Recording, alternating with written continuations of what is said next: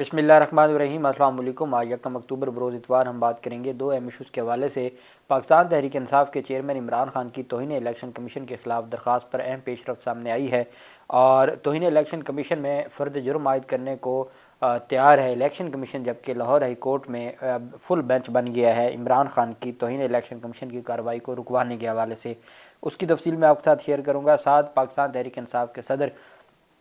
परवेज़ इलाही की जो दरख्वास्त है सुप्रीम कोर्ट ऑफ पाकिस्तान में, उसमें जो है पेशरफ्त सामने आई है, उसके ऊपर भी हम बात करेंगे।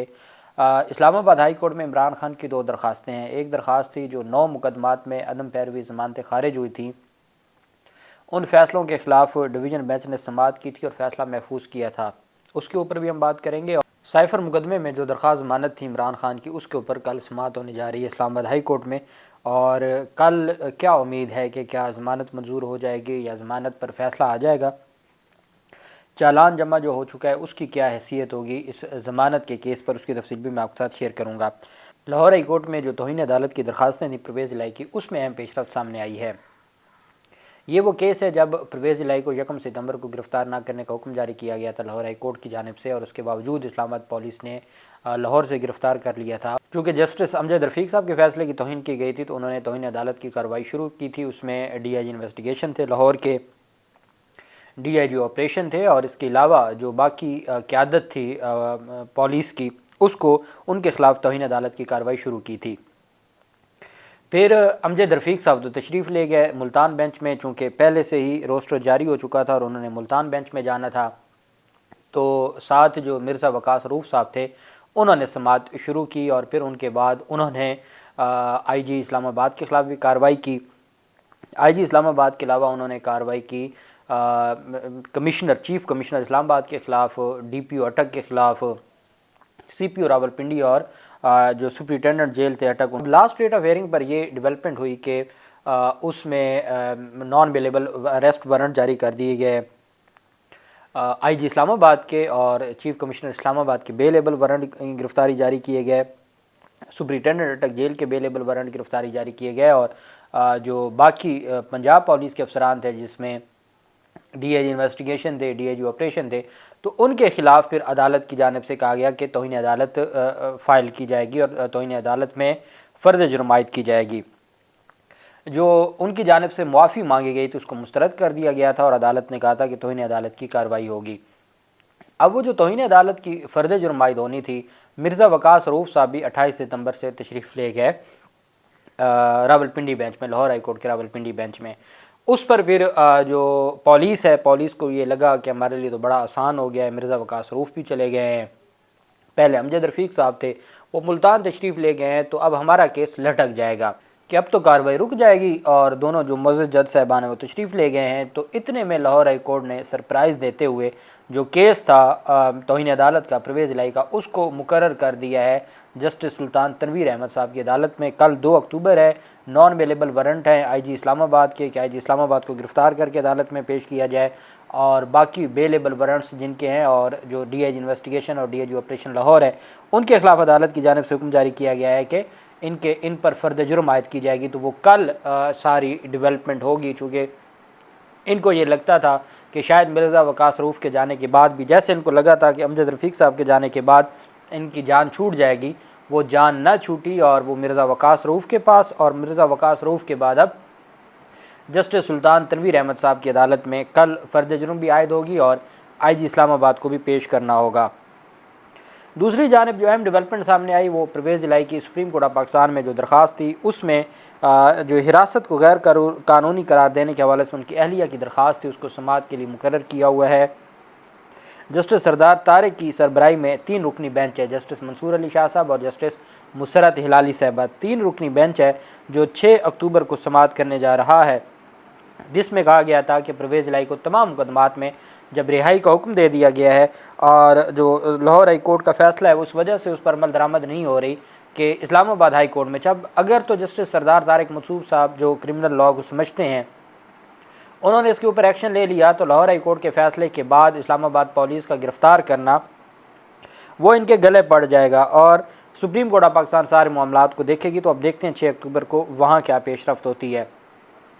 दूसरी जानिब पाकिस्तान तहरीक इंसाफ के चेयरमैन इमरान खान की साइफ़र मुकदमे में कल दरख्वास्त ज़मानत पर समाअत होने जा रही है। لاسٹ ڈیٹ پر ایف آئی اے کی جانب سے زبانی طور پر کہا گیا تھا کہ اس جو پروسیڈنگ ہے اس کو ان کیمرہ ہونا چاہیے، جس کو عدالت نے مسترد کر دیا تھا اور عدالت نے کہا تھا کہ اوپن کورٹ میں ہی سماعت ہوگی۔ ہاں اگر ایف آئی اے چاہتا ہے تو وہ ایک الگ سے درخواست دائر کر دے۔ اب ایف آئی اے کو تو موقع دے دیا گیا الگ درخواست دائر کرنے کا، ایک ہفتہ اسی بات میں نکل گیا، ان کی استدعا بھی مسترد کر دی اور آگے موقع بھی دے دیا کہ اچھا آپ درخواست دائر کر لیں۔ اب چالان جمع ہو چکا ہے، اور چالان جمع ہونے کے بعد جو پوسٹ ریسٹ بیل ہے اس میں عدالتیں یہ بھی کرتی ہیں کہ ہم ڈائریکشن کر دیتے ہیں، اور اس ڈائریکشن میں اچھا یہ تب ڈائریکشن ہوتی ہے جب ٹرائل کو کافی ٹائم بیت چکا ہوتا ہے۔ فریش جو ٹرائل ہے یا جو فریش کیس ہے اس میں ڈائریکشن نہیں کی جاتی، عدالت کو میرٹ کے اوپر ضمانت کو ڈیسائیڈ کرنا پڑتا ہے۔ اس وجہ سے مجھے امید ہے کہ کل ضمانت کی درخواست بھلے خارج ہوتی ہے یا منظور ہوتی ہے، ڈیسائیڈ ہو جائے، فیصلہ آ جائے، تاکہ پاکستان تحریک انصاف اس معاملے پر پھر سپریم کورٹ سے بھی رجوع کر سکتی ہے۔ جبکہ جو دوسرے دو مقدمات ہیں عمران خان کے خلاف، ٹوٹل تو 9 مقدمات تھے لیکن 2 طرح کے مقدمات تھے، ایک دہشت گردی کے اور ایک جو سیشن ٹرائل تھا۔ اس میں 6 مقدمات تھے جو سیشن عدالت نے عبوری ضمانتیں خارج کی تھیں، اور 3 مقدمات تھے جو دہشت گردی عدالت نے ضمانتیں خارج کی تھیں۔ اس کے خلاف پاکستان تحریک انصاف نے رجوع کیا اسلام آباد ہائی کورٹ سے، تو 9 مقدمات پر عدالت نے فیصلہ محفوظ کیا تھا۔ ضمانت کی درخواستوں پر ہفتہ ہفتہ 10 دن فیصلے محفوظ ہوتے ہیں، یہ ہم نے کبھی نہیں سنا کہ اس طرح ہوا ہو۔ تو اب کل عدالت کی جانب سے کاز لسٹ جاری کی گئی ہے کہ کل فیصلہ سنایا جائے گا ان 9 درخواستوں پر۔ وہ بہت اہم ہوگا، اگر تو اسلام آباد ہائی کورٹ سے ریلیف مل گیا تو پھر لاہور ہائی کورٹ سے بھی ریلیف مل جائے گا، لاہور ہائی کورٹ میں ابھی تک پینڈنگ ہے، اور اگر خارج ہوتی ہیں تو پھر معاملہ اسلام جائے گا سپریم کورٹ میں، پھر سپریم کورٹ طے کرے گی کہ اگر کوئی ایک مقدمے میں گرفتار ہو چکا ہے تو بقیہ مقدمات میں کیا گرفتار کیا جائے گا یا نہیں کیا جائے گا۔ تو چیف جسٹس عامر فاروق کی سربراہی میں 2 رکنی بینچ ہے، طارق جہانگیری صاحب اس بینچ کا حصہ ہیں، اور وہ کل اس پر اہم سماعت کرنے جا رہے ہیں، اور دیکھنا یہ ہے کہ اس میں کیا ڈیولپمنٹ سامنے آتی ہے۔ پاکستان تحریک انصاف کے چیئرمین عمران خان نے توہین الیکشن کمیشن کیس میں درخواست دائر کی تھی لاہور ہائی کورٹ میں۔ عمران خان کی پہلے جو شو کا نوٹس جاری ہوئے تھے توہین عدالت میں، ان کو چیلنج کر دیا تھا توہین الیکشن کمیشن کیس میں، اور جسٹس لاہور ہائی کورٹ کے جواد حسن صاحب انہوں نے سٹے آرڈر جاری کر دیا تھا۔ جب وہ سٹے آرڈر جاری ہوا تھا تو اس کے باوجود اب الیکشن کمیشن تو فرد جرم عائد کرنے کے لیے تیار بیٹھا ہے۔ الیکشن کمیشن گیا تھا سپریم کورٹ، اور سپریم کورٹ میں کہا تھا کہ جی یہ جو سٹے آرڈر سندھ ہائی کورٹ نے لاہور ہائی کورٹ نے دیے ہوئے ہیں تو ان کو ختم کیا جائے، تو وہ ان کی درخواست خارج ہو گئی تھی۔ آپ جلد ڈیسائیڈ کریں، اور لاہور ہائی کورٹ کو بھی کہا تھا اور ہائی کورٹس کو کہا تھا کہ آپ جلد ان کو ڈیسائیڈ کریں، آپ کے پاس جو درخواستیں ہیں، اور ساتھ الیکشن کمیشن کو کہا تھا کہ جو اعتراضات پاکستان تحریک انصاف نے دائر کیے ہیں پہلے وہ آپ ڈیسائیڈ کریں، اور اس کے بعد پھر آپ مین کیس کو چلائیے گا۔ اب وہ اعتراضات کالعدم قرار دے دیے الیکشن کمیشن نے، تو عمران خان نے ان کو بھی چیلنج کیا۔ مختلف طرح کی درخواستیں ہیں توہین الیکشن کمیشن کیس میں لاہور ہائی کورٹ میں۔ اب اس پر 4 رکنی بینچ بنا ہے، جو 4 اکتوبر کو 3 رکنی بینچ، اس پر 3 رکنی بینچ بنا ہے، جس میں جسٹس عالیہ نیلم صاحبہ کی سربراہی میں جسٹس شہرام سرور صاحب اور جسٹس اسجد جاوید گرال صاحب ہیں، جو 4 اکتوبر کو سماعت کرنے جا رہے ہیں۔ درخواستوں میں موقف اپنایا گیا کہ الیکشن کمیشن کو توہین عدالت کی کارروائی کا اختیار نہیں ہے، الیکشن کمیشن عدالت نہیں بلکہ ایک ادارہ ہے، توہین عدالت کا اختیار آئین کے تحت صرف عدالت کو حاصل ہے۔ درخواستوں میں استدعا کی گئی ہے کہ الیکشن کمیشن کی جانب سے جاری توہین عدالت کی کارروائی کو کالعدم قرار دیا جائے، اور ساتھ لاہور ہائی کورٹ نے الیکشن کمیشن کو حتمی فیصلے میں روکا ہوا تھا، وہ سٹے اپلیکیشنز بھی ہیں، اور ساتھ پاکستان تحریک انصاف کا یہ موقف ہے کہ ہر صورت، اب اس پر آپ کو یاد ہوگا توشہ خانہ سے متعلق جو 5 رکنی بینچ کا چیلنج کیا تھا، ایک تو عامر فاروق صاحب نے اس درخواست کو فیصلہ محفوظ کر کے بیٹھے ہیں، اور 3 ہفتے گزر گئے ہیں، جو اپیلیں تھیں کہ جی ہم یہاں سے اپیلیں واپس لینا چاہتے ہیں، ہم لاہور ہائی کورٹ کا 5 رکنی بینچ ہے وہاں سنوانا چاہتے ہیں، وہ سنگل بینچ ہے اسلام آباد ہائی کورٹ کا، وہ آج تک